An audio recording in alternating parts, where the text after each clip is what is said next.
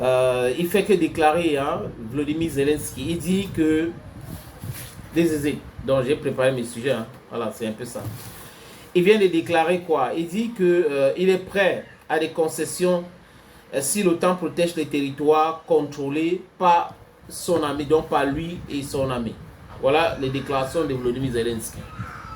Pourquoi Zelensky parle de concessions depuis un bout avec insistance, les amis? C'est parce que ça ne va pas. La réalité, c'est que l'Ukraine a déjà perdu cette guerre de façon lamentable. Lamentable. Et c'est une humiliation à l'une autre pareille. Les pays de l'OTAN et la France, bon, la France est là pour le bruit. Hein. L'Allemagne aide plus l'Ukraine que la France. La France aime trop de bavardage. Bavardage utile, inutile. Pour montrer les muscles. Non, nous on est fort. Nous on est toujours fort. Non, non, non. C'est les anciens yéyés. Vous avez l'Allemagne de Olaf Scholz qui a pris la peine d'appeler Vladimir Poutine. Vous voyez, des gens forts, importants, sont en train de faire des démarches claires, clean, limpides. Donald Trump aurait même discuté avec Vladimir Poutine. Viktor Orban a discuté déjà avec Vladimir Poutine parce qu'il a fait le déplacement pour Moscou, qui avait créé une tollée générale en Occident. Donc on a des gens sérieux, des dirigeants sérieux qui discutent déjà avec Vladimir Poutine pour amener la paix en Ukraine. Mais on a des plaisantins comme Joe Biden qui continue de dire oui, on va continuer à soutenir l'Ukraine. Nous allons soutenir l'Ukraine jusqu'à ce que notre mandat arrive à terme le 20 janvier. Soutenir l'Ukraine en faisant quoi? Alors je vous parle, l'armée russe est en train d'avancer. L'avancement de l'armée russe, c'est-à-dire que personne ne peut arrêter. C'est pour ça que les gens qui sont en train de dire on va donner les mines anti-personnelles, les armes anti-personnelles. Et la Russie les a montré que on a ça en quantité. Et on a tiré, donc la Russie a donc tiré ces armes-là appelées les bombes planantes. Et vous avez vu l'autre jour, Volodymyr Zelensky a commencé à crier.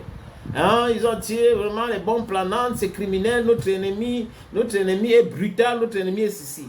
Donc il n'y a pas la brutalité dans les tirs ukrainiens. Il n'y a pas la brutalité dans les frappes ukrainiennes. La brutalité, c'est uniquement dans les frappes russes. Ça croit que les amis, c'est-à-dire qu'ils ne savent même pas mentir. Quand les Ukrainiens tirent, c'est des centaines de milliers de soldats russes qui meurent. Quand les Russes tirent, c'est une personne qui est blessée en Ukraine. Mais ils se mentent à qui? Ils trompent qui? Le peuple ukrainien subit cela. La majorité des jeunes ont déjà fui le pays. Donc les gens sont en train de regarder l'actualité tous les jours et se disent mais attends, est-ce que c'est de nous que ces gens-là parlent? Est-ce que c'est de nous que Zelensky est en train de parler? Quand il parle à l'Assemblée nationale, il parle au nom de qui? Il est d'abord illégitime. Son mandat est arrivé au terme. Il n'y a pas eu des élections. Il n'y a pas eu des élections législatives dans ce pays. Mais vous allez voir, les amis, j'ai fait cette période. Ils vont venir nous parler à l'AIS, demander les élections avec Shogun Maïga, qui est un infiltré, pour nous parler des élections au Mali, pour nous parler des élections au Burkina Faso, pour nous parler des élections au Niger. Vous savez pourquoi? Parce qu'ils ont déjà monnayé tous ces politiciens-là. C'est des corrompus pour la plupart. Donc, même si vous faites n'importe quoi, vous laissez les mêmes politiciens, ça c'est la même politique qui sera pratiquée. Voilà pourquoi ils sont en train de, oui, on veut les élections, on veut les élections, oui mon frère, c'est vrai Thomas, merci beaucoup Thomas. Voilà, c'est les bombes sous munitions, oui, mais les Russes ont envoyé les bombes planantes. C'est en quelque sorte les mêmes, ça explose de la même façon. Donc, ils nous parlent des élections chez nous, ces caucasiennes-là, ces otaniennes-là. Pour la simple raison qu'ils ont déjà monnayé toute la classe politique chez nous. Donc c'est pour cette raison que quand on a la chance de trouver des gens intègres, qui pensent développement, qui pensent souveraineté africaine dans tous les domaines, nous devrons les utiliser et toilettent bien la classe politique. Et toi, le jeune qui me regarde là, il faut enlever cette histoire dans la tête. Cette complexe d'infériorité devant les Caucasiens. Oui, tu es à l'université ou pas. C'est toi qui vas diriger ton pays demain. Il faut penser sur la souveraineté de ton pays. Regardez ce qui se passe au Tchad aujourd'hui. C'est ce que nous avons dénoncé ici. À l'époque, les gens nous critiquaient ici, criaient sur nous. Oh, faites ceci, ce n'est pas bien. Vous êtes en train de... Alors, à la fin, nous avons gagné. Vous savez pourquoi? Parce que nous sommes dans la vérité. Quand vous êtes dans la vérité, les amis, you need to have a thick skin. Parce qu'on va vous persécuter. On va vous insulter. Vous ne pouvez pas imaginer des choses que j'ai perds. Oui, mais je pense que c'est éphémère. Je pense que le combat est réel. Je pense que c'est réel. Je ne suis pas là pour les intérêts futiles. Ça peut arriver ou pas, mais ce n'est pas grave. Si le résultat, c'est la fermeture des bases militaires françaises au Tchad, je me félicite. Je me félicite comme le lézard qui tombe sur l'arbre. Si la finalité, c'est la fermeture des bases militaires françaises au Sénégal, je me félicite. Si la finalité sera de la fermeture des bases militaires françaises en Côte d'Ivoire et au Gabon, j'ai le droit de me féliciter, les amis. Donc on est résilient. On souffre, certes, pour des raisons qu'on n'a pas créées, parce que justement on est en train de parler de nos intérêts, on est en train de chercher à protéger nos intérêts, et les gens nous détestent, ils nous haïssent par rapport à cela, et ils nous mettent des bâtons dans les rues, c'est des choses comme ça va toujours arriver. La persécution, ça va arriver. Ok, donc, Zelensky, tu dis que tu es prêt à faire des concessions de territoires contrôlés par Moscou, dont les laisser, en attendant que le gouvernement de Poutine va tomber un jour et que vous allez retrouver votre espace. C'est une stupidité. Les Russes sont dupes. Donc les Russes ne peuvent pas accepter. Les Otaniens même, ils pèsent quoi? Les Russes vont discuter avec les Américains. Un point, c'est tout. Et aucune personne en Russie ne peut accepter cette deal de Zelensky. Il n'y aura pas de l'OTAN en Ukraine, même la partie que détient Zelensky. Même l'armée ukrainienne sera revue. C'est de ça qu'il est question. Donc on a fait la guerre. Ok, l'OTAN prend... il y a un territoire qui va adhérer à l'OTAN. Après, l'autre territoire va revenir après. Vous êtes c'est un plaisantin. Donc, il croit qu'il est malin. Je crois que Vladimir Poutine est plus malin que lui. Parce que ça revient au même, les amis. Que l'Ukraine va intégrer l'OTAN et l'Ukraine va intégrer l'OTAN, tout l'Ukraine.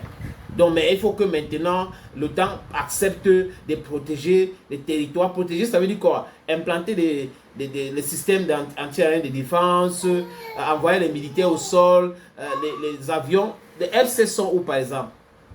Les F-16 sont où? Donc, tout cela ne peut pas marcher. C'est le traité de neutralité permanente, que les Russes peuvent accepter. Ça, c'est la première des choses. La deuxième des choses, les amis, c'est que l'Ukraine, là, que vous voyez là, Zelensky et ses amis quittent.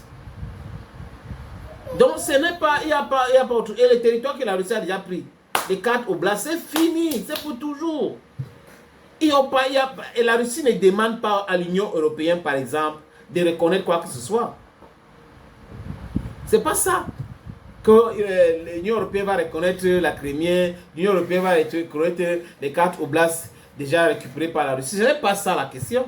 Donc, si Zelensky et ses amis procèdent de la sorte, ça veut dire qu'il manque de clairvoyance. Il manque vraiment de clairvoyance. Ils ne savent pas analyser la situation. Les Russes n'ont pas attaqué l'Ukraine pour cette raison. Les Russes ont attaqué l'Ukraine parce que les Otaniens et les Américains veulent utiliser l'Ukraine pour affaiblir la Russie. C'est pour la sécurité de la Russie. Et pour ceux qui ont fait un peu d'histoire, allez lire l'histoire de 1962.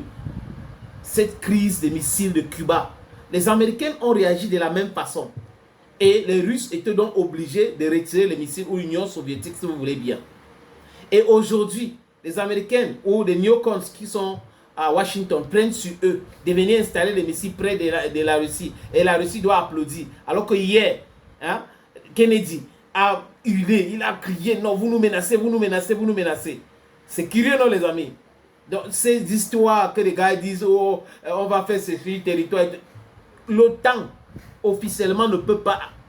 L'OTAN est en train de mettre même la Géorgie en problème, en difficulté aujourd'hui. Mais vous savez que les politiciens géorgiens sont un peu clairvoyants. Ossétie du Sud et du Nord, ça les avait créé un problème à l'époque quand Poutine était Premier ministre. Aujourd'hui, ils sont en train de... non, Zelensky n'est pas malin. Il se croit malin, mais regardez, même un bébé ne dit pas les choses comme ça. Oui, on est prêt à faire des concessions, mais l'OTAN, le territoire que nous contrôlons, doit adhérer à l'OTAN. L'OTAN doit nous protéger et après, on va récupérer les autres territoires qui restent. Tu parles comme ça à qui? À Vlado. Tu te trompes lamentablement.